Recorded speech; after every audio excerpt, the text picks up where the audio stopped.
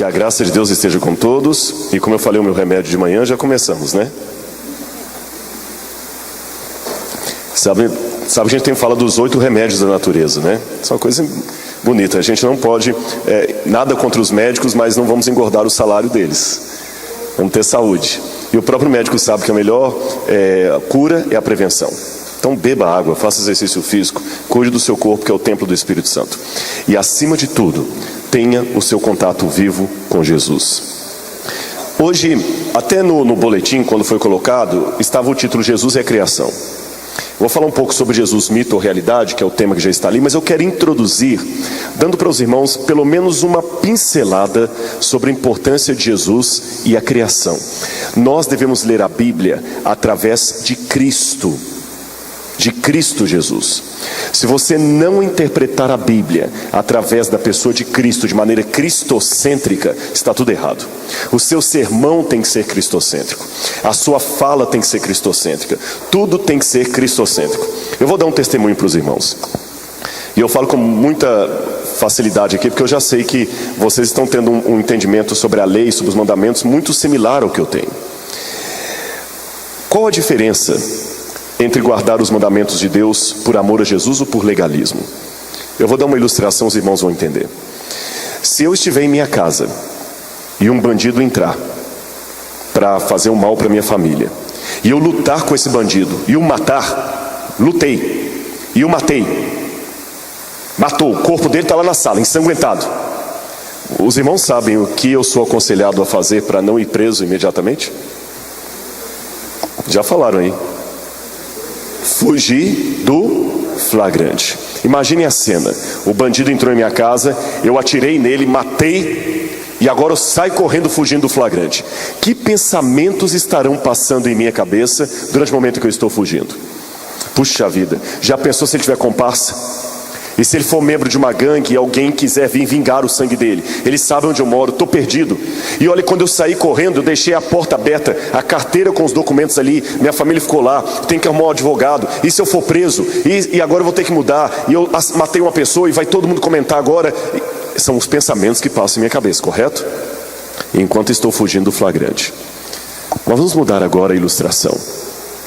Eu recebi do meu avô uma arma antiga, uma garrucha, e eu estou em casa limpando a garrucha e não sabia que a garrucha estava municiada, e sem querer, na hora que eu estou limpando, polindo, a garrucha dispara acidentalmente e mata a queima-roupa o meu filho. Tecnicamente falando, eu também deveria fugir do flagrante, concordam? Mas eu vou fugir? Vocês acham? Eu vou me preocupar com carteira em cima da mesa, vou me preocupar com advogado, vou me preocupar com polícia chegando. Eu só tenho uma preocupação: eu matei ou feri alguém que eu amo. Quando você não conhece a Jesus, ou não tem relacionamento com Jesus, e quebra os mandamentos de Deus, você fica com preocupação legalista. E se descobrirem, e a consequência, que chato, eu devia ter feito isso. Mas quando você ama Jesus e quebra os mandamentos, sua preocupação é só uma: eu feri alguém que eu amo. E você não cumpre os mandamentos para ser salvo, você cumpre porque foi salvo. Você ama a Deus. As obras não são o meio nem a causa da nossa salvação, mas o resultado dela. Por isso que a minha vida tem que gravitar em Cristo Jesus. Vida cristocêntrica, sermão cristocêntrico. Mas para isso é importante uma coisa, e eu parabenizo aos pastores dessa igreja por querer trazer doutrina para cá. Você tem que saber que Cristo você está colocando no centro. Não basta ser cristocêntrico por amor a cristocêntrico. Ser cristocêntrico não é só ficar falando de Jesus o tempo todo. Que Cristo estou colocando? É um Cristo que é Deus e homem ao mesmo tempo? É um Cristo que morreu na cruz do Calvário? Eu me preocupo com algumas pregações de hoje que estão por demais palestras de autoajuda. E antes, na época de Billy Graham, Dwight Moody, Spurgeon, os grandes pregadores, a tônica era: venha Jesus, você que é um pecador. Aceite a Jesus como seu salvador pessoal, que Ele pode salvar você. No batismo, eu como ministro do Evangelho te batismo para a remissão dos seus pecados, em nome do Pai, do Filho e do Espírito Santo. Aceite a Jesus como seu salvador pessoal. Mas hoje eu ligo a TV e muitas pregações não falam mais assim. Agora é assim: meu amigo, você que está com problema na sua empresa, Nós vamos fazer aqui a terça-feira dos empresários, a quarta-feira dos filhos, a quinta-feira dos universitários, a sexta-feira disso. Jesus agora vai resolver a sua empresa. Jesus vai resolver o problema. Quer dizer, Jesus agora é um consultor de negócios, ele não é mais o Salvador. Não estou com isso querendo dizer que não possa haver no púlpito lugar para pregar sobre autoestima, sobre família. É óbvio que tem que pregar sobre isso, mas isso não pode ser o único centro a ponto de diluir o papel de Jesus como Salvador da humanidade e não simplesmente consultor de negócios.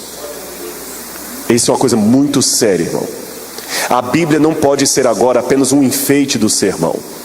Eu fico preocupado com isso. A Bíblia em alguns momentos está virando um enfeite. A pessoa fala lá, Davi e Golias. Davi matou Golias. Você pode enfrentar os seus gigantes também e vencer hoje, como Davi. Isso é autoajuda apenas. Se eu trocar a figura de Davi e Golias pela figura de Hércules e o leão de Nemeia, dá na mesma. Hércules também foi um homem forte que lutou e venceu o leão de Nemeia. Então você também pode vencer. Mas a Bíblia não pode ser uma mitologia grega. E eu vou mostrar para vocês no início desse sermão de hoje como é que o apóstolo Paulo, por exemplo, tinha o costume de ler a Bíblia através de Jesus. E nós vamos ter uma pequena aulinha de hebraico aqui. Eu já sei que vários aqui já estudam hebraico, já estudaram. Vai ser fácil, facinho. Quem já estudou hebraico aqui com a professora Cláudia aqui? Deixa eu ver, quantos? Levanta a mão. Vários, né? Acho que a primeira lição depois do Aleph, Beit, Gimel, Dalet que aprende é Gênesis 1:1 em hebraico. Bereshit, Bara, Elohim. Vamos falar, o título do livro em hebraico é Bereshit, no princípio. Vamos falar em hebraico? Bereshit. Mais uma vez? Ok. Agora eu vou ensinar uma coisa para vocês. Aonde está Jesus nesse princípio? Vocês sabem que o português é uma língua rica, muito rica. Alguém aqui tem noção quantas 1000 palavras tem a língua portuguesa? Quanto? 300.000 palavras a língua portuguesa, segundo o dicionário Sais. 300.000. Agora, mesmo tendo 300.000 palavras, uma palavra às vezes tem vários significados. Quer um exemplo? Se eu falar aqui na frente da igreja sem contexto, pena, pena, o que significa pena? O que você acha que significa pena? Pássaro, pena de pássaro, de galinha, só isso? Dó, pena de dó, pena de galinha, pena de dó, o que mais? Pena de escrever, caneta. A gente não fala assim, a pena inspirada do apóstolo Paulo escreveu a pena, caneta, pássaro. Castigo, castigo, né? Você vai ver, ele pegou pena máxima, pênalti, pênalti.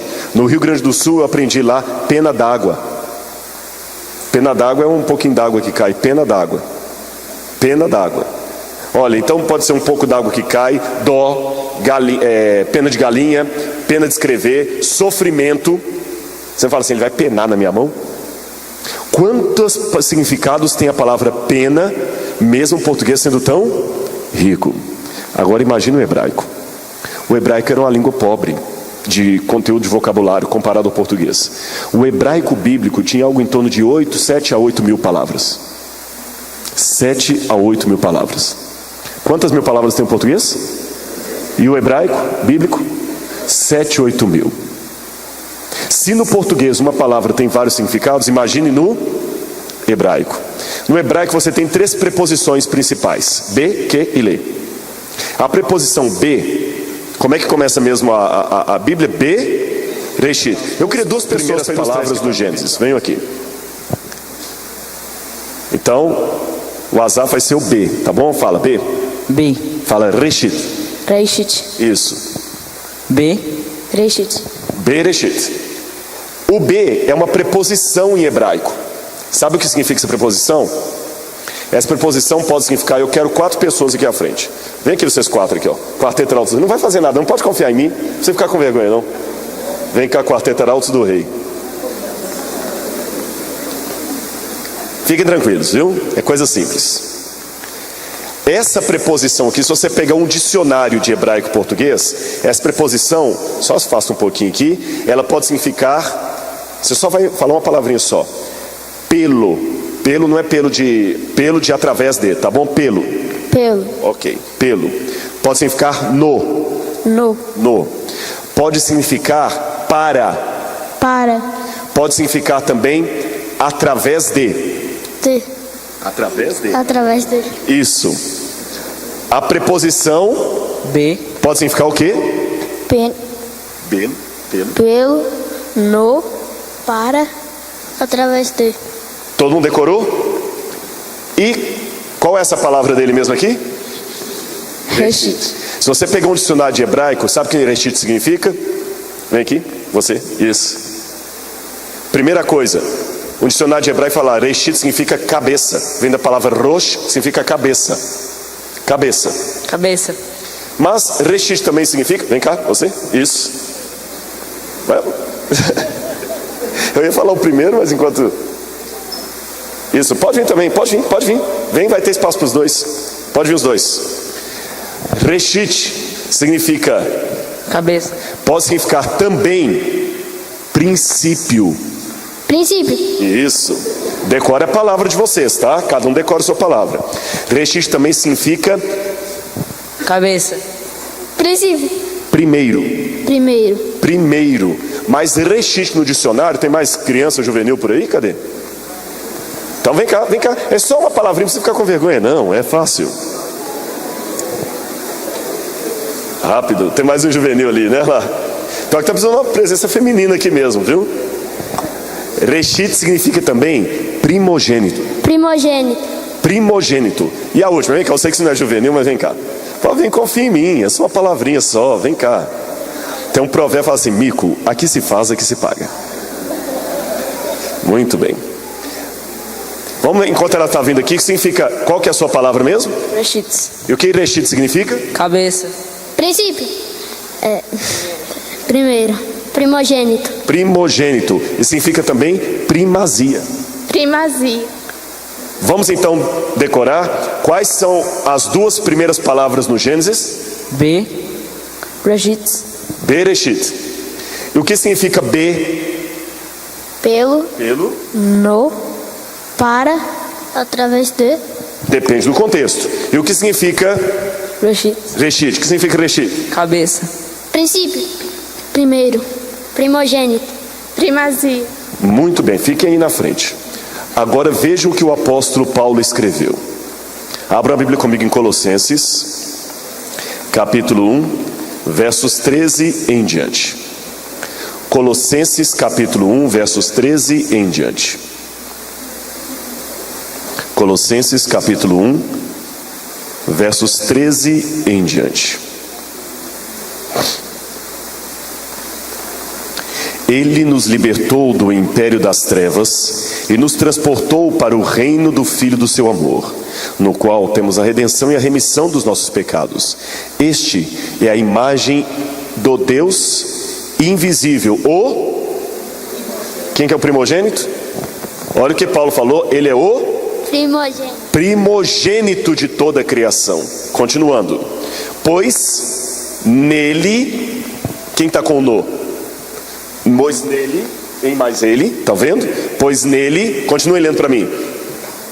Foram criadas todas as coisas, nos céus e a terra, as visíveis e as invisíveis, quer sejam tronos, soberanias, principados e potestades. Tudo foi criado por meio. Quem está por meio?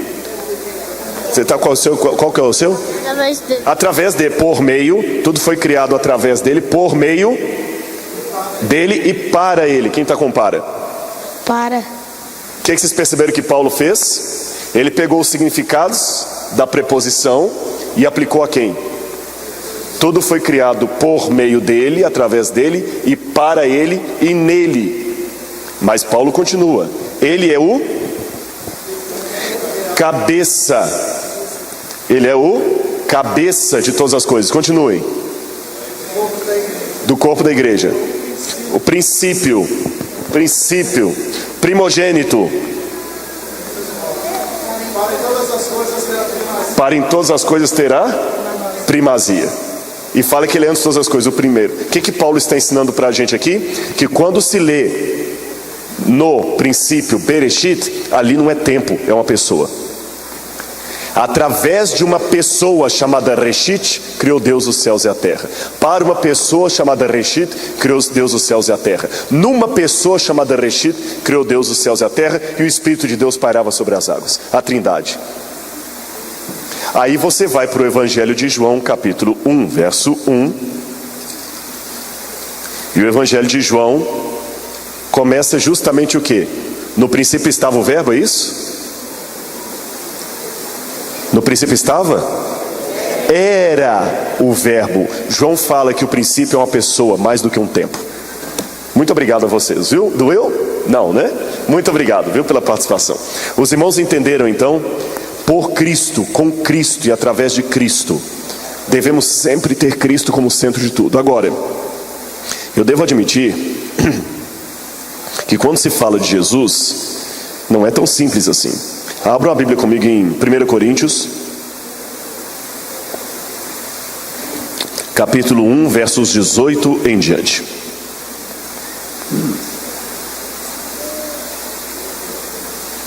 Primeiro Coríntios 1, 18 em diante. Olha o que escreveu o apóstolo Paulo. Ele mesmo admitiu: certamente a palavra da cruz é loucura para os que se perdem, mas para nós que somos salvos é o poder de Deus. Como está escrito: destruirei a sabedoria dos sábios e aniquilarei a inteligência dos instruídos. Onde está o sábio? Onde está o escriba? Onde o inquiridor deste século? Porventura não tornou Deus louco a sabedoria deste mundo? Visto como, na sabedoria de Deus, o mundo não o conheceu por sua própria sabedoria, aprouve a Deus salvar os que creem pela loucura da pregação. Porque tanto os judeus pedem sinais, como os gregos buscam sabedoria. Mas nós pregamos a Cristo crucificado, escândalo para os judeus, loucura para os gentios. O próprio apóstolo Paulo admitiu que a pregação do Evangelho é uma loucura. E Paulo não era um homem burro, Paulo não era um homem idiota, ele não era um alienado, ele era um intelectual. Mas ele era um intelectual honesto bastante para dizer: eu sei que o que eu estou pregando é difícil de aceitar, mas eu tenho que pregar porque é a verdade. Isaías capítulo 53, quando ele fala do servo sofredor, o Eved Adonai, Isaías coloca: quem creu em nossa pregação? Em outras palavras, quem vai acreditar se a gente contar? Então a Bíblia é um livro honesto bastante para admitir que a história de Jesus é estranha, mas é verdadeira. Por isso nós pregamos. Não pregamos porque é conveniente, não pregamos porque é politicamente correto, nós não pregamos a Cristo porque é legal, pregamos porque é verdade, mesmo sabendo que é difícil de aceitar. E de fato, se a gente for olhar, a história de Jesus parece um pouco estranha. É um mito ou uma realidade? O teólogo francês René Latourelle escreveu certa vez que a grandiosidade, o problema da credibilidade cristã decorre da própria grandeza do cristianismo, principalmente por causa da radicalidade das suas exigências. Isso é simples. Jesus, irmãos, foi o único homem que em sã consciência arvorou ser Deus. O único que eu conheço. O único que arvorou ser Deus, não sendo louco. Não sendo louco. Então, a pregação de Jesus, ela realmente é um escândalo, é uma loucura, mas ela é verdadeira. Agora, eu fiz uma pergunta de desafio ontem, né?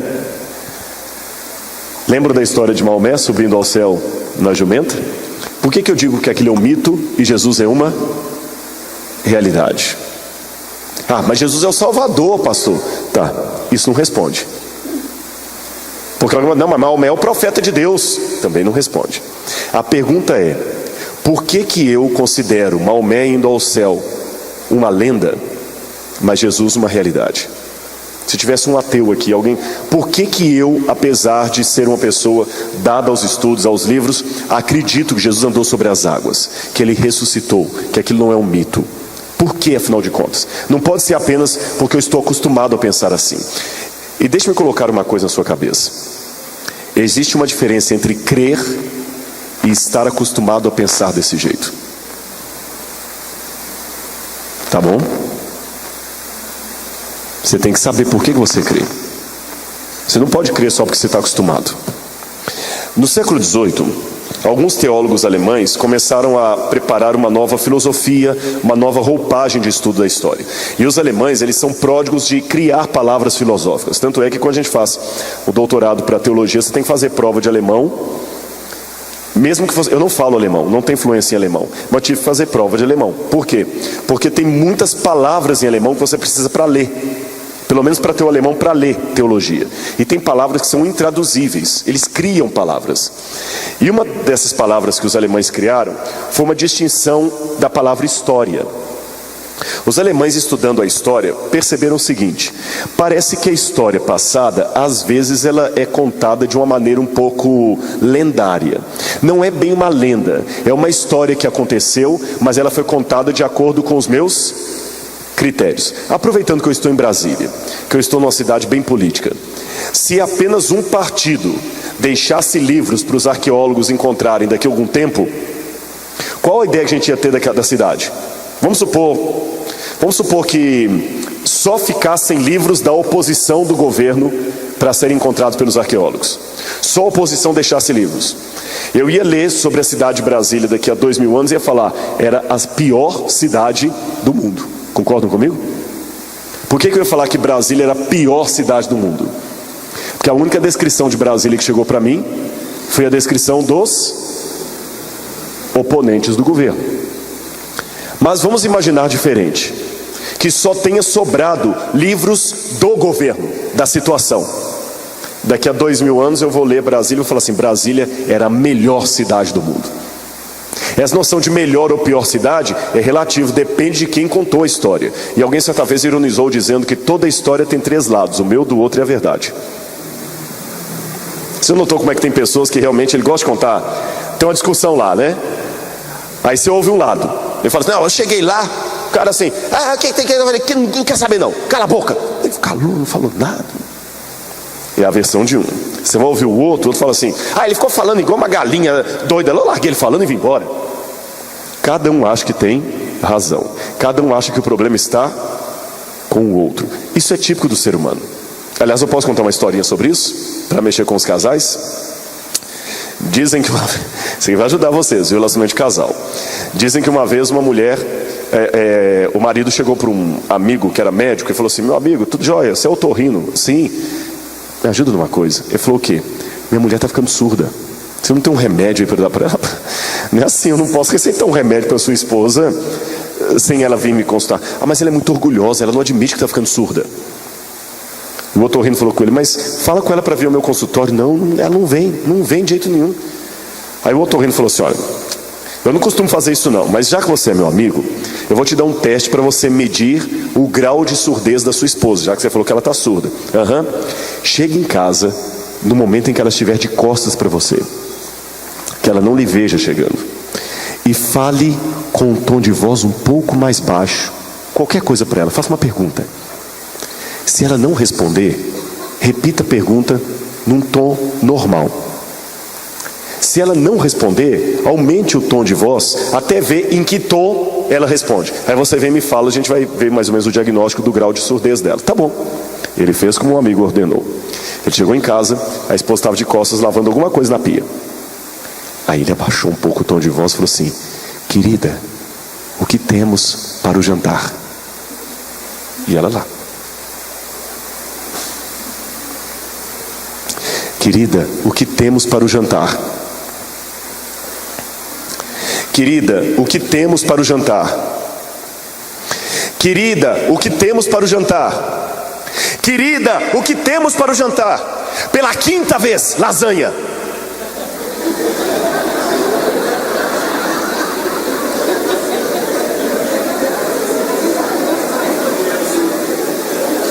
Os irmãos perceberam? Os alemães também notaram isso na história. Às vezes as pessoas escrevem a história de uma maneira muito particular. Será que é uma descrição legítima da história ou uma descrição política?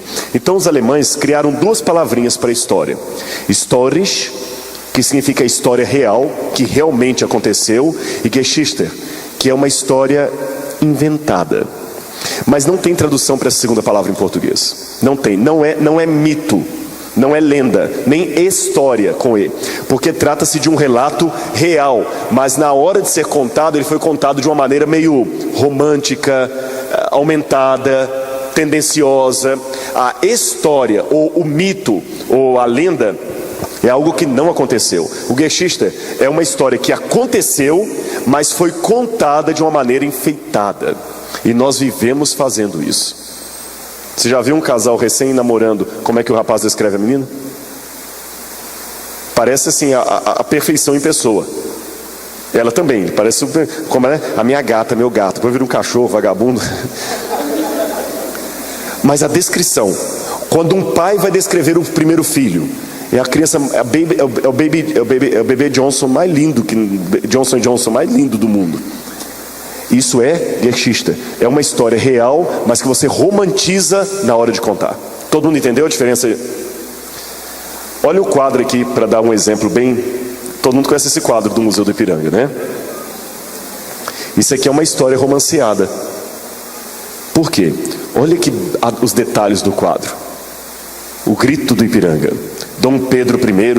O que essa imagem passa para você, né? Ele erguendo. Você se lembra o que Dom Pedro falou? Independência ou morte, isso mesmo, no dia 7 de setembro. Imagina lá, os dragões da independência. Volta aqui. Os dragões da independência aqui, olha o relato. Imagina a cena, parece que congelou o momento de glória. Dom Pedro, nervoso, recebe uma missiva de Portugal, dizendo que ele deveria voltar, e outra de José Bonifácio, dizendo: chegou a hora. Então Dom Pedro arranca as suas insígnias lusitanas e fala: a montaria, companheiros, a montaria. A partir de hoje, nossas relações estão cortadas com Portugal. E arranca. E eu juro pela minha honra e pelo meu Deus, eu juro proclamar a independência do Brasil. Independência ou morte. E os cavaleiros atrás: independência ou morte. E ele diz: independência ou morte. Quase dá para ouvir um coro de anjos. Oh! Não é isso? Só que isso aqui é Geschichte. Não foi assim que aconteceu. Existem relatos de testemunhos oculares que estiveram no 7 de setembro às margens do Ipiranga. Para começo de conversa, o herói da independência era um mulherengo que estava indo visitar a amante, que teve coragem de chutar a barriga da sua esposa estando ela grávida. Um boêmio que, para não perder as terras aqui, porque a família portuguesa já estava num problema sério lá, segurou isso aqui tudo num conchavo. Ele não estava com essas roupas. Isso aqui tudo é roupa de gala. Ninguém viaja com roupa de gala. O pessoal estava com roupa de campanha. E para subir a serra e descer a serra, eles estavam em jumentos, não em cavalos, porque o cavalo para subir serra ele não é bom, é jumento. E inclusive que o próprio Pedro Américo, que pintou o quadro, coloca a narração disso. Dom Pedro estava com cólica intestinal naquela manhã. E quando ele recebeu a carta, ele subiu na sua mula, não no cavalo, com as cirolas ainda semi-arriadas aqui a parte de cima, batendo com uma vara no cavalo, na mula, xingando palavrões, e o pessoal sem entender nada, e voltou. E ele deixou de ir visitar a sua amante como ele estava indo visitar a amante. Bem mais feio, né? Mais curioso que o próprio Pedro Américo, ele descreve por que ele pintou o quadro desse jeito, mesmo sabendo que essa não era verdade. Sabe por quê? A verdade nua e crua é feia. Você tem que enfeitar, romancear.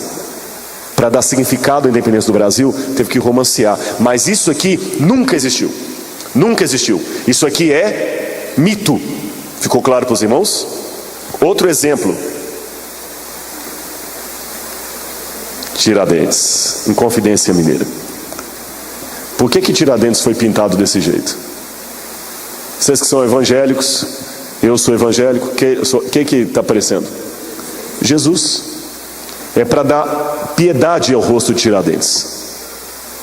Então a história passada está repleta de romance, de coisas que não aconteceram daquele jeito, e as pessoas maqueiam, mascaram para passar uma propaganda.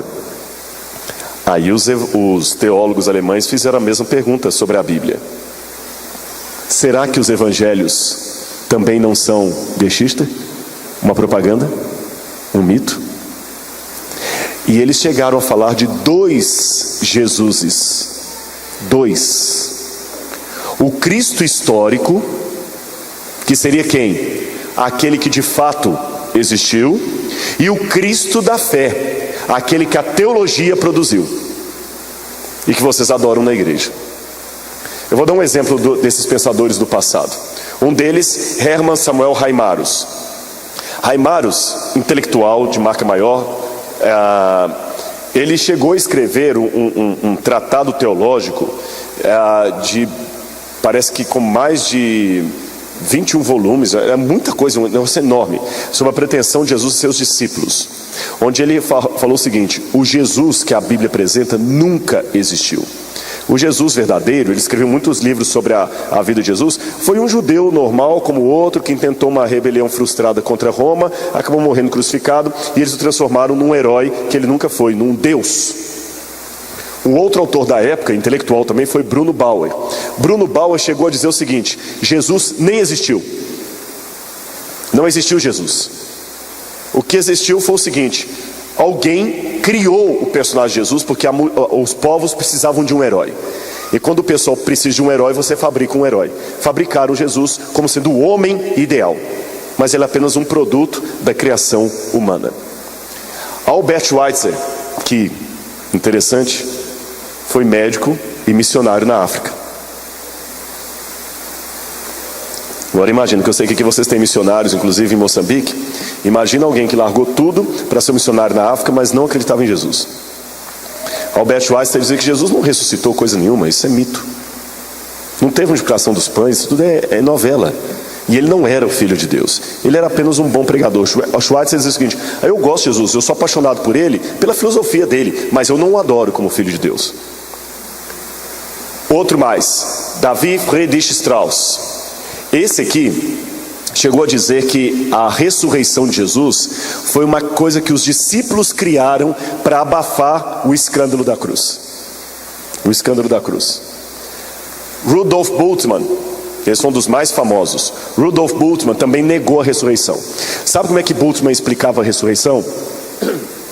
Para ele, a ressurreição foi só uma parábola.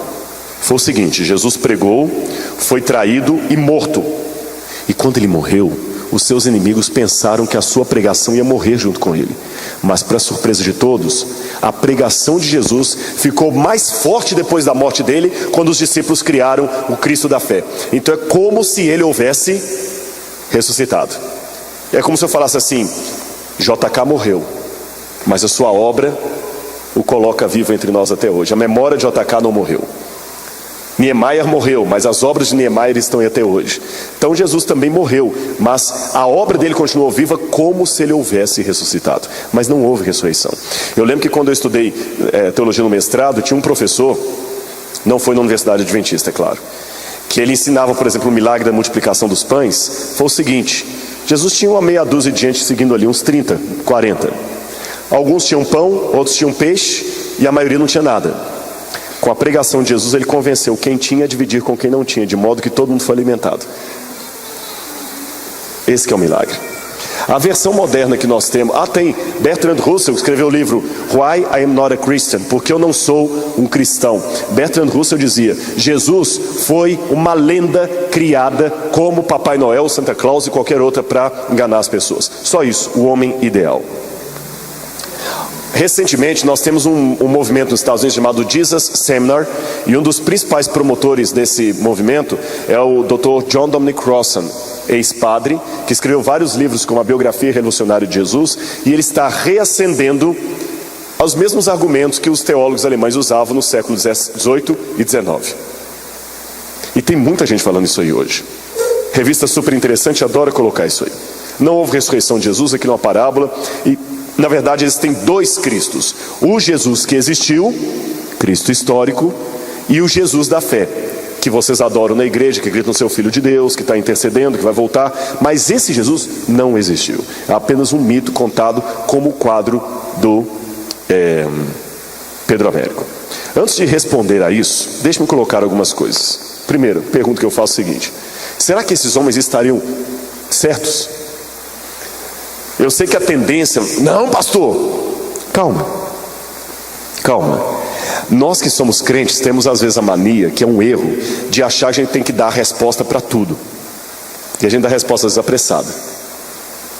E não pode ser uma resposta apressada apenas pelo sentimento, pela paixão. Eu tenho que saber realmente o que eu estou respondendo. Porque se eu perguntar no meio islâmico, o que vocês acham? Maomé era o profeta de Alá? Claro! Ele tem uma certeza daquilo também. Mas para mim Maomé não era o profeta. Muito menos o principal. Mas se eu perguntasse numa mesquita, todo mundo ia levantar a mão. Então se eu perguntar a vocês, diz o Senhor, não pode ser uma resposta apenas emotiva, como o muçulmano também daria. Tem que ter fé, tem que ter crença, mas baseada numa certeza de estudo da palavra de Deus e de saber o que você está dizendo. Senão a gente pode ser acusado de alguém que está insistindo em querer uma coisa. Aliás, uma coisa é querer descobrir a verdade, outra coisa é querer que a verdade esteja ao seu lado, custe o que custar. Dizem que uma vez um hindu estava reverenciando as águas do rio Ganges. Ele baixava no rio Ganges. Um amigo europeu falou com ele: o rio Ganges está poluído, não mergulha aí não. Ele falou: não, o rio Ganges é sagrado. O amigo então pegou umas gotas do rio, colocou no microscópio e mostrou para ele. Quando ele viu as gotas do rio completamente poluídas, ele ficou desgostoso com a realidade, quebrou o microscópio e continuou mergulhando. Para mim, o cristianismo e a fé que eu tenho em Jesus não pode ser apenas um modismo, um fanatismo, uma coisa que eu estou acostumado a pensar assim. Eu também não posso aqui detonar com esses homens. Isso chama em filosofia argumentum ad hominem. Quando você, ao invés de discutir com a pessoa, você fica detonando com a imagem dela. Esses homens, o John Dominic Crossan foi muito cortês comigo, muito cavalheiro.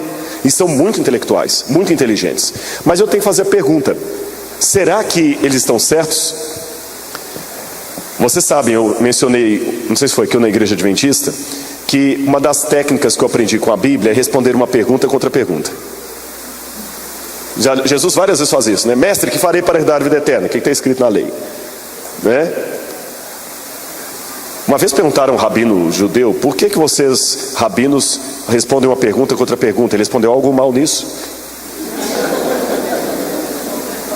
E para quem está na universidade, uma das melhores e principais passos para você fazer uma pesquisa científica é ter bem claro uma problemática, uma pergunta que você vai perseguir. Se você não tiver uma pergunta ou uma problemática, você não tem TCC, você não tem tese, você não tem dissertação, não tem trabalho científico. Eu, quando oriento trabalho científico, às vezes chega um aluno e diz: ah, professor, eu queria fazer um TCC ou uma dissertação de mestrado sobre o santuário. Você não quer querer nada, você tem que pegar uma problemática respondível pelo método científico e responder. Tá bom? Então vou levar duas perguntas. Primeira: existiu mesmo Jesus de Nazaré? Essa é a primeira pergunta. E a segunda pergunta que eu vou responder essa noite: ele era o Filho de Deus em forma humana? E aí eu termino o meu sermão. São duas perguntas-chave para a gente responder isso. Primeira: Jesus existiu? Segundo: ele era mesmo o Filho de Deus? Porque são coisas distintas. Ele pode ter existido, mas pode não ser esse Jesus que vocês creem. Então a primeira pergunta: Jesus existiu? Depois eu trato a outra, tudo bem? Vamos ver se ele existiu. O problema, quando a gente vê na Bíblia questões de historiografia, a gente nota que existem testemunhos oculares. Eu sei que os advogados costumam dizer que às vezes a testemunha é a prostituta das evidências. Mas de qualquer maneira, sem testemunho ocular você não tem um caso. Ou reforça bastante com o testemunho ocular. Não é que você não tem um caso, deixa eu corrigir, mas reforça bastante o depoimento. Olha como é que o Evangelho de João começa. Perdão, a Epístola de João. O que era desde o princípio, o que temos ouvido, o que temos visto com os nossos próprios olhos, o que contemplamos e as nossas próprias mãos tocaram, anunciamos a vós outros. João, quando escreveu isso, ele escreve como testemunha ocular. Então tem alguém que falou: olha, eu não estou escrevendo algo que eu estudei, eu estou escrevendo algo que eu vi. O próprio Lucas, o Evangelho de Lucas me chama bastante atenção, porque o Evangelho de Lucas, você sabe que ele está escrito, e qual que é a sequência de Lucas? É o livro de Atos. O Evangelho de Lucas foi escrito no mesmo molde de um dossiê para ser apresentado num tribunal. E sabia que Lucas, além de médico, era advogado? Vocês sabiam disso? O cânon muratoriano e o testemunho de Egéria falam que Lucas era estudante de leis, além de médico, ou jurista. E ele escreve como um advogado mesmo. O dossiê de Lucas, o Evangelho e o livro de Atos, é muito parecido com os dossiês romanos. Ele foi preparado para ser apresentado num tribunal. E o interessante é que o livro de Atos termina de uma maneira muito abrupta. Como é que o livro de Atos termina? Você se lembra? Paulo na cadeia aguardando a sentença de César. A impressão que eu tenho, eu defendo essa tese, é que o livro de Lucas foi escrito para servir de depoimento no julgamento de Paulo perante César. Por isso que o livro de Atos fala mais de Paulo do que dos outros. Mas só uma digressão isso aqui. E olha como é que Lucas realmente escreve. Eu vos transmiti, irmãos, em primeiro lugar, o que eu mesmo recebi, que Jesus foi sepultado e ressuscitou ao terceiro dia, cumprindo nisto o que... Desculpa, aqui é Paulo, perdão. O que diziam as Escrituras. Perdão, isso aqui é Paulo, viu? Ressuscitado, ele apareceu primeiro a Quefas, depois aos 12, e mais tarde, de uma só vez, a mais de 500 irmãos, a maioria dos quais ainda vive, tendo alguns morrido. Em seguida apareceu também Tiago, depois a todos os apóstolos e por último a mim. Quem escreveu isso? Paulo, que era opositor do cristianismo e inimigo da fé cristã. Paulo escreve, tem provas que ele ressuscitou, 500 pessoas testemunham isso. Pergunta para elas. E Lucas, que eu acabei antecipando naquela hora, Lucas começa o evangelho assim: visto que muitos houve que empreenderam uma narração coordenada dos fatos que se realizaram, conforme nos transmitiram os que desde o princípio foram deles, testemunhas oculares, ministros da palavra. Igualmente a mim me pareceu bem, depois de acurada investigação de tudo desde a sua origem, dar-te por escrito, excelentíssimo Teófilo, uma descrição, uma exposição em ordem. Excelentíssimo Teófilo é um pronome de tratamento. O Teófilo deveria ser juiz, magistrado, alguém ligado ao tribunal, que recebeu o dossiê de Lucas. Vocês acham que Lucas ia escrever uma mentira num dossiê sendo enviado a Roma? Mas ok, alguém pode falar assim: ah, pastor, mas esses aí eram discípulos de Jesus, o testemunho deles é meio tendencioso. Então vamos buscar fora da Bíblia. A primeira coisa que eu queria dizer é que McRae dizia que o consenso geral, tanto entre estudiosos liberais quanto conservadores, é que Lucas é erudito. O seu grego é muito próximo ao clássico e ele escreve como homem estudado. Aliás, William Ramsay era um ateu especializado em história romana que resolveu provar que a Bíblia é mentirosa. E sabe o que ele fez? Ele foi pesquisar o Evangelho de Lucas. E depois que ele estudou Lucas como historiador ateu, ele viu que Lucas é tão preciso que ele acabou se convertendo e terminou sua vida como cristão. E olha o que ele escreveu no livro dele: os grandes historiadores são os mais raros dos escritores. Eu reconheço Lucas entre os historiadores de primeira classe. Então quando você pega o jeito que Lucas trata, mas de qualquer maneira, pastor, é tendencioso. Então tá bom. Nós temos depoimentos fora da Bíblia de Jesus? Temos, mas são poucos. Ah, por que são poucos, pastor? Deveria ser muito. Jesus andou pelo mundo, ele pregou, deveria ter mais gente falando dele. Não. Por que não? Em primeiro lugar, o ministério de Jesus foi bastante limitado no começo. Jesus ficou em torno do Mar da Galileia e no máximo até Jerusalém, 120 quilômetros, no máximo. Jesus não ficou rodando pelo mundo. Ele só saiu de Israel quando criancinha, que foi para o Egito. Talvez passou em Decápolis, a Bíblia fala que teve época que ele foi para os lados de Tiro e Sidom, mas ele não rodou. Jesus não esteve em Roma, Grécia, Itália. Segunda coisa, a maioria dos documentos antigos estão perdidos. Quem trabalha com história antiga, especialmente arqueólogo, trabalha com fragmentos de história. Eu não tenho nenhuma prova arqueológica da existência de Alexandre o Grande.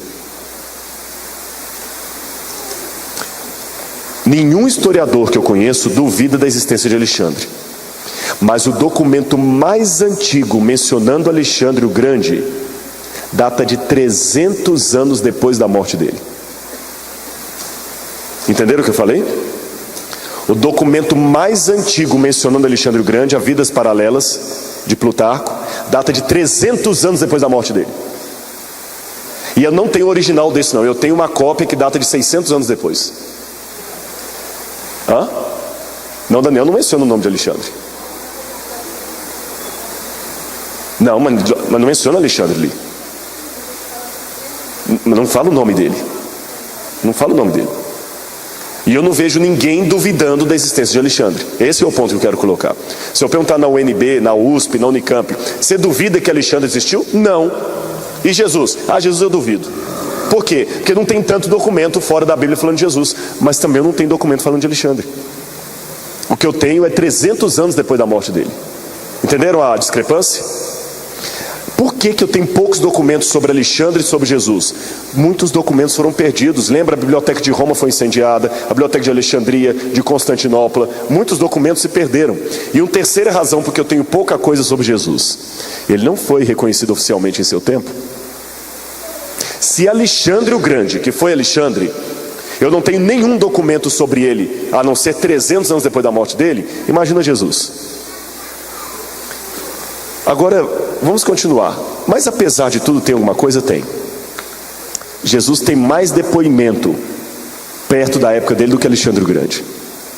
Olha o que o Talmud diz. O Talmud fala, tem essa passagem muito intrigante. Na véspera da Páscoa, penduraram a Yeshu HaNozri. Alguns pensam que esse Yeshu HaNozri é uma corruptela hebraica de Jesus de Nazaré. O penduraram, é interessante que em hebraico o verbo pendurar pode significar tanto enforcar como crucificar. Penduraram no madeiro. Então alguém foi enforcado ou crucificado na véspera da Páscoa, da Pessa. Isso é importante porque os críticos diziam, uma das provas que o evangelho é mentiroso é que os judeus não aceitariam crucificar alguém na véspera da Páscoa, que eles estariam contra a lei. E a Bíblia fala que Jesus foi crucificado na época de Páscoa. É mentira. Em primeiro lugar, não é mentira, porque embora o Brasil não tenha pena de morte, isso não significa que alguém não é morto. Vocês estão entendendo o que eu estou falando, né? Vamos supor que agora eu negue que o DOPS matou pessoas, porque o Brasil não tem pena de morte. Se o Brasil não tem pena de morte, então é mentira todos aqueles relatos das pessoas que foram mortas na época da ditadura. Não, não é mentira. Mas coisas acontecem contra a lei. Jesus pode ter sido morto contra a lei. E aliás, o próprio Talmud menciona alguém que também foi morto na véspera da Páscoa. O próprio Talmud fala. E diz o seguinte: um arauto esteve clamando acerca dele. Este homem será levado para ser apedrejado por ter cometido magia e levado o povo a cometer idolatria, além de desviar Israel. Se alguém conhece alguma coisa a seu favor, que dê depoimento. Mas não se encontrou nenhuma testemunha favorável a ele e penduraram-no na véspera da Páscoa. Então eu tenho aqui uma fonte fora do evangelho que menciona um judeu chamado Yeshu HaNozri, que foi pendurado, crucificado na véspera da Páscoa. Mas eu tenho outros depoimentos. Flávio Josefo. Esse depoimento de Flávio Josefo, ele é tão importante. Flávio Josefo, só para situar quem não saiba, é um historiador judeu que viveu no primeiro século. Ele bandeou para o lado dos romanos e teve a desdita de ver Jerusalém sendo cercada e destruída no ano 70. Como uma espécie de meia-culpa, ele escreveu o livro Antiguidades Judaicas e a Guerra dos Judeus, para assim aplacar um pouquinho a consciência. E ele, como historiador, menciona a existência de Jesus. Esse texto é tão interessante que sabe o que os críticos falam? É bom demais para ser verdade. Esse texto é falso. Josefo nunca escreveu isso. Só que o curioso é que quando você pega todos os manuscritos de Josefo que a gente encontrou até hoje, até uma cópia árabe de Josefo, esse depoimento está lá. Se ele fosse falso, ele deveria ter sumido os originais. E ele dá a linguagem que o Josefo usa. Olha o que ele fala. Por esse tempo surgiu Jesus, homem sábio, se é que na realidade se pode chamar homem. Essa parte realmente parece que foi um acréscimo, mas o resto não. Ele era obrador de feitos extraordinários, então ele fez milagres. E mestre dos que aceitam alegremente coisas estranhas. Ele arrastou após si gregos e judeus e muitos gregos. Ele era considerado o Messias. Embora Pilatos, por acusação de nossos chefes, o condenasse à cruz, aqueles que o tinham amado desde o princípio não cessariam de proclamar que, passado o terceiro dia, apareceu-lhes novamente vivo. Os profetas de Deus tinham respeito dele. Ademais, até hoje, a estirpe dos cristãos, assim chamada por referência a ele, não deixou de existir. Você vê ali, fala que ele foi crucificado, que ele foi morto, que falaram que ele ressuscitou, está fora da Bíblia. Um outro texto é de Tácito. Tácito, quando fala do incêndio de Roma, ele diz: Nero apresentou como culpados e condenou à tortura aquelas pessoas odiadas por sua torpeza, a quem a população chamava de cristãos. Tal nome vem de Cristo, que no principado de Tibério, o procurador Pôncio Pilatos entregou ao suplício. Plínio Moço também fala dos cristãos, quando ele era governador da Bitínia, que estavam habituados a se reunir em determinado dia, antes do nascer do sol, e cantar um cântico a Cristo, que eles tinham como Deus. Suetônio também fala que Cláudio expulsou de Roma judeus que, sob impulso de Crestos, que pode ser uma corruptela de Cristo, se haviam tornado causa de frequentes tumultos. Todas essas informações nos dão a entender que Jesus era um personagem real. Aliás, Roderick Durkley, catedrático da Universidade de Oxford, falou: nenhum desses depoimentos extra-bíblicos sobre o fato de Jesus permite supor a mais leve ideia de que ele não fosse um personagem real. E eu posso dizer para os irmãos que hoje até ateus admitem que Jesus existiu. Isso não é problema mais hoje. Agora tem a segunda pergunta, a mais importante: ele era mesmo o Filho de Deus? Será que os evangelhos contaram a verdade? Eu vou fazer a pergunta ao contrário. Eu até dei um aceno sobre ela hoje de manhã, quando eu respondi a uma pergunta de alguém que estava sentado ali. Eu dei um aceno. Se os evangelhos não escreveram uma história verdadeira, por que eles escreveram a vida de Jesus? John Dominic Crossan e outros pensam assim: o mestre deles foi crucificado, morreu vergonhosamente na cruz. Então, para abafar o escândalo da cruz, eles criaram um mito sobre Jesus, que ele ressuscitou. Entenderam o ponto? Criaram para abafar um pouquinho o escândalo da coisa ali. Será que é verdade? Será que os evangelhos seriam realmente uma propaganda? Aí eu faço a pergunta ao contrário: se Jesus fosse um personagem inventado, como os evangelhos deveriam ser? Eu quero ter bem claro se os irmãos entenderam o raciocínio que eu estou levantando. Se os ateus estiverem certos e Jesus foi um personagem inventado, como o quadro de Pedro Américo foi inventado, como deveria ser os evangelhos? Se Jesus fosse fruto de um marketing, lembra que eu dei a definição de marketing de manhã? Uma maneira inteligente de convencer você a comprar o que você não precisa, com o dinheiro que você não tem, para mostrar a quem você não ama aquilo que você não é. Isso é o marketing. Na época da minha avó é interessante que as camisetas eram para cobrir o corpo. Hoje a etiqueta tem que vir para lá de fora, né? Por quê? É para mostrar quem você é. Será que os evangelhos eram marketing? Se Jesus foi inventado, como deveriam ser os evangelhos? Bem diferente do que estão. Se Jesus foi criado para fazer uma propaganda do cristianismo, não tem problema. Em primeiro lugar, eles jamais mostrariam o seu protagonista conversando com mulheres em público ou tocando crianças, porque isso era de mau tom na época. Um homem conversar com mulheres em público não era de bom tom. Uma mulher não se dirigia a não ser ao marido ou ao pai dela, e em público de maneira muito discreta. E a Bíblia mostra Jesus conversando com Marta, com Maria, com a mulher samaritana, de vida duvidosa e sendo samaritana. Isso era um escândalo tão grande que eu pergunto: se os evangelistas escreveram o evangelho como uma propaganda para atingir os judeus, deram um tiro no pé. É como se eu falasse assim: nós vamos trazer semana que vem aqui o pastor fulano de tal. Vocês vão ouvir o grande pregador do evangelho.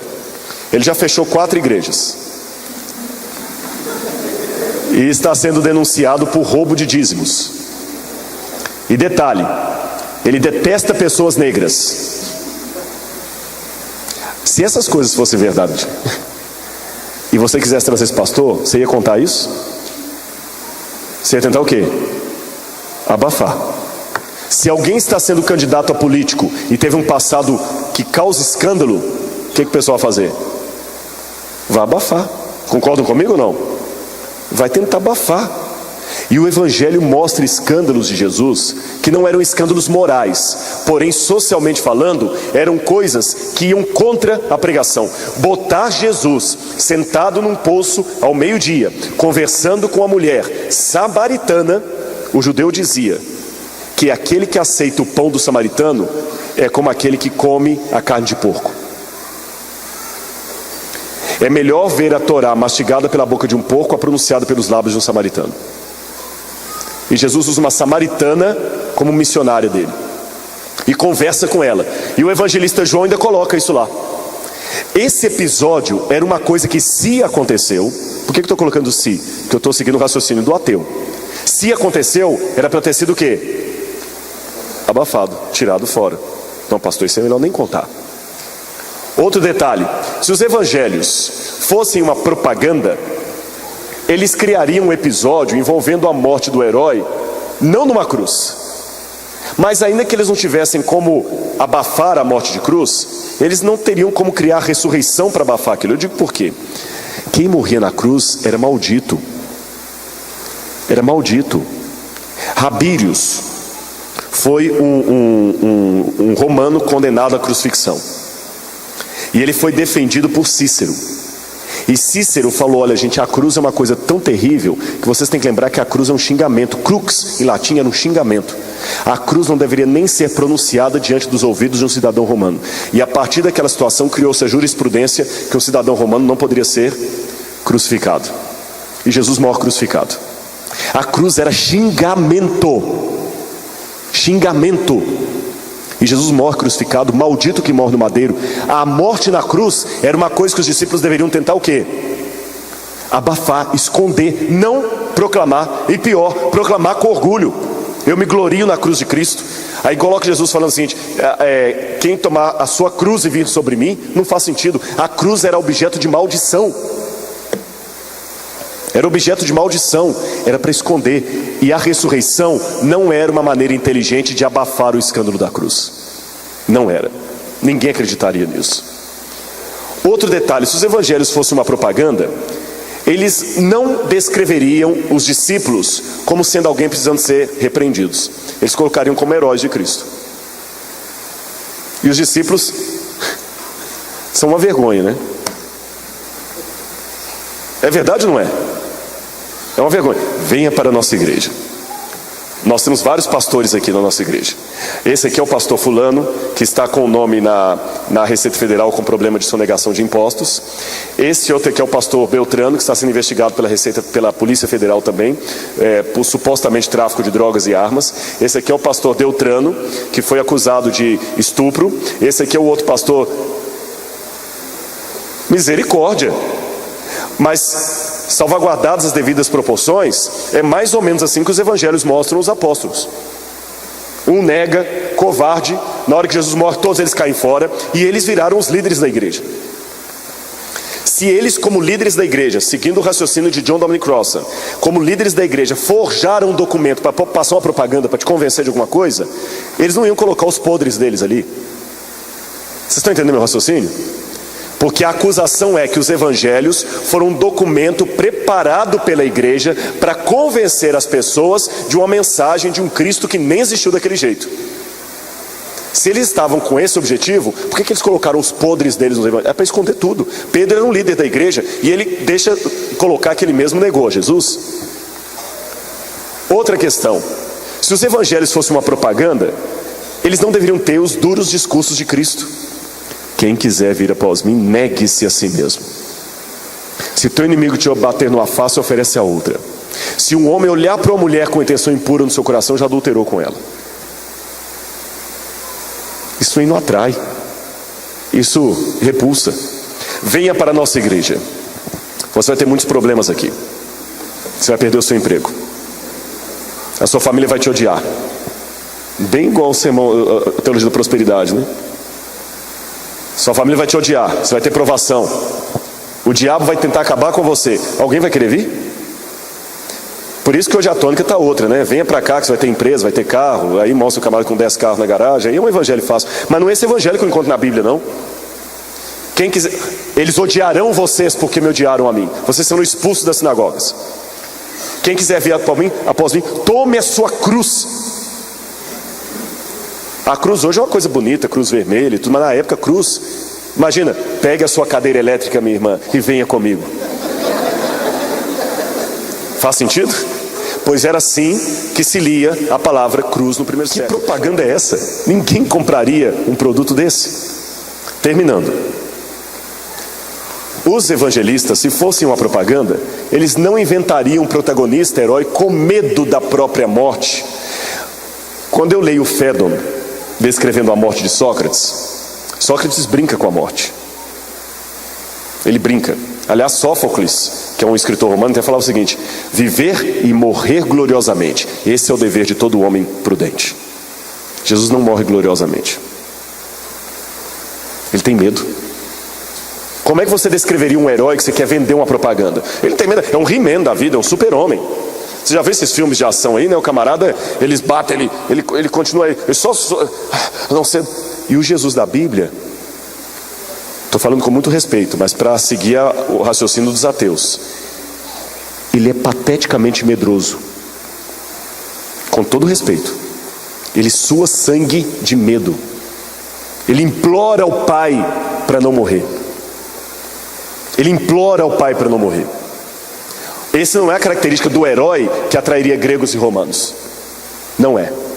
Alguém que chora, que tem medo, jamais. Pega a literatura passada, antiga, e você não vê um escritor greco-romano descrevendo assim nenhum dos heróis. Nenhum dos heróis. Eles também não permitiriam o leitor saber que Cristo, o Filho de Deus, não conseguiu nem carregar a cruz até o Calvário. Deixou cair, precisou de um estranho vir ajudar. Pediu sede, pediu água para o inimigo, se humilhou. Porque se tem uma coisa que uma pessoa tem que manter, é a sua dignidade. Ele se humilhou. Estou com sede. Ele grita: Deus meu, por que me desamparaste? São coisas que, se o evangelho fosse uma propaganda, deveriam ser editadas, retiradas. Olha o que Aristóteles dizia: só um homem, está na Ética Nicômaco, só um homem estúpido aceitaria os insultos e ensinaria os seus discípulos a fazerem o mesmo. Se os evangelistas quisessem produzir uma propaganda, deveriam seguir conselhos como o de Aristóteles. Mas Jesus falou para a gente aceitar o insulto. Na ótica de Aristóteles, Jesus era um estúpido. Aristóteles também dizia que o sigilo é conhecido apenas pelos covardes. E no evangelho de Marcos, Jesus curava e falava assim: não conta para ninguém que a gente curou. Vocês estão percebendo que os evangelhos infringem todas as regras de propaganda da época? Então eu só tenho duas hipóteses. Duas hipóteses. Letra A, racionalmente falando, quando eu olho os evangelhos e o tanto de erro de marketing que eles possuem, ficou claro isso para os irmãos? Eu dei uns exemplos aqui, eu podia dar mais. Quando eu olho os evangelhos e vejo o tanto de erro de marketing que eles possuem, eu só tenho duas conclusões. Letra A, ou eles eram péssimos em marketing e propaganda. Talvez o rascunho foi publicado. Sabe o que era? Sabe aquele negócio? O que era para ser retirado foi publicado e... Ou, segunda opção, eles eram honestos o bastante para descrever os fatos como eram, mesmo que não fossem politicamente corretos. E esta é uma questão psicológica do ser humano. Quando alguma coisa muito forte acontece com ele, verdadeira, e mexe com ele, primeira coisa, ele não aguenta ficar calado. Você sabe disso. Se você sair agora e um anjo aparecer para você, você vai esfregar o olho, você vai falar: não pode ser. Primeira coisa, você não vai aguentar ficar calado. Segunda, você vai descrever falando assim: eu sei que você não vai acreditar, mas um anjo apareceu para mim. Eu sei que você não vai acreditar, eu sei que eu pareço louco, eu sei que se eu ouvisse alguém falando o que eu estou falando, eu ia dizer que era mentira, mas eu vi. Ou seja, eles não estavam preocupados em convencer, eles estavam preocupados em testemunhar. Os evangelhos não foram escritos como uma propaganda com o fim de convencer alguém a comprar uma ideia. Eles foram escritos como uma ideia que eles testemunharam e que o próprio Paulo descreveu. É uma loucura. É uma loucura. E eu quero terminar dizendo que o próprio Pedro falou: porque não demos a conhecer o poder e a vinda do nosso Senhor Jesus Cristo seguindo fábulas engenhosamente inventadas, mas nós mesmos fomos testemunhas oculares da sua majestade. E lembre que quando Pedro escreveu isso, ele pouco tempo depois foi crucificado de cabeça para baixo por amor do que ele escreveu. Uma coisa que me chama a atenção, irmãos, eu nunca vi alguém em sã consciência ter a coragem de dar a sua vida por sua interpretação de Shakespeare. Você já viu alguém especialista em Machado de Assis ter a coragem de morrer por sua interpretação de Machado de Assis? Já viram? Mas as pessoas tiveram coragem de morrer por aquilo que eles testemunharam de Cristo. Então não há propaganda, é uma história real. Se fosse uma propaganda, os evangelhos não estariam como estão. E é interessante que eles não se preocuparam em editar, em melhorar o testemunho, mas colocaram como realmente aconteceu. Quando eu apresentei uma palestra sobre isso nos Estados Unidos, um ateu se levantou no final e falou comigo assim: mas você não pode esquecer que o escândalo é uma forma de propaganda. Eu falei: escândalo é uma forma de propaganda hoje. Madonna escandaliza e faz propaganda realmente, mas no passado não. Mas tem uma coisa que eu queria te fazer uma pergunta de volta. Se você ainda insiste que os evangelhos são uma propaganda, quando você faz uma propaganda, você quer vender alguma coisa e ganhar algo. Concorda comigo? Sim ou não? O que os evangelistas ganharam com essa propaganda que eles criaram? Morte. Morte. Aí ele deu as costas nervoso e saiu. Quando ele deu as costas nervoso e saiu, um outro professor falou assim: não liga não, parabéns. A gente tem que ter teólogo falando assim mesmo. E a gente, quando vai para esses congressos, tem um tag aqui, um crachá com a universidade que está representando. E esse professor é de Harvard. Então, se você está sendo desafiado na sua universidade por um professor ateu que acha que o evangelho é tudo ridículo, eu respeito a oposição do seu professor, mas ele não é o único intelectual do mundo não. E há muita gente boa que discorda dele. E eu creio no evangelho justamente pelo escândalo que o evangelho apresenta. Porque se fosse uma história muito bem montadinha, eu sei que ela foi preparada, como muita propaganda da TV, para me convencer. A Coca-Cola tem aquele formato da garrafa para me convencer a comprá-la. A Nike tem aquela cor, aquele formato para me convencer a comprar.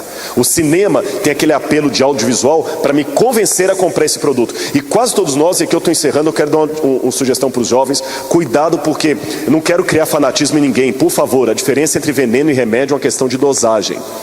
Mas ao mesmo tempo que eu não quero criar fanatismo em você, eu quero que você seja um jovem que a cabeça não exista apenas para separar orelhas, mas que Deus lhe colocou a mente para pensar, para questionar. Você já notou que muitas vezes as pessoas não querem vir para a igreja e falam assim: a igreja tem muita lei, muita ordem, não pode fazer isso, não pode fazer aquilo, não pode comer aquilo aí. Você já notou como é que a propaganda é sempre ordem? Assista agora, tela quente, oferecimento: beba Coca-Cola, use Raider, compre isso, invista naquilo, vista aquilo outro, faça, ligue, compre, haja, vá, e você faz tudo. E por que você faz? Porque a moda mandou. Porque a TV mandou, porque a mídia mandou. A mídia contrata estilistas para fazerem um tipo de roupa, para colocar na novela a menina usando, para convencer você a comprar aquilo e usar para você se sentir gente. Porque se você não usar aquela roupa da moda, você não é gente, você não é aceito na galera. Aí você usa e dá dinheiro para o outro andar de iate e de avião particular.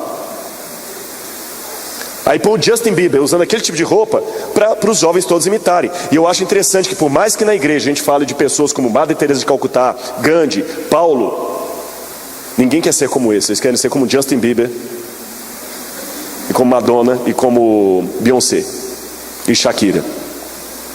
Onde estão os nossos heróis? Onde estão? É como Neymar. Neymar cortou o cabelo daquele jeito igual a arara. Tem um monte de gente cortando o cabelo igual a arara. Só que tem uma diferença: Neymar não morreu por mim na cruz do Calvário. Nem Ronaldinho Gaúcho. E essa é a diferença básica. Eu conheço o artista e o jogador de futebol, mas ele me conhece?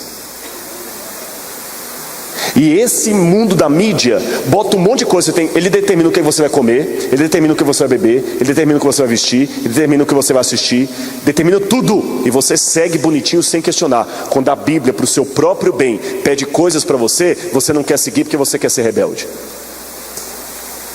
Por isso que eu creio no Evangelho.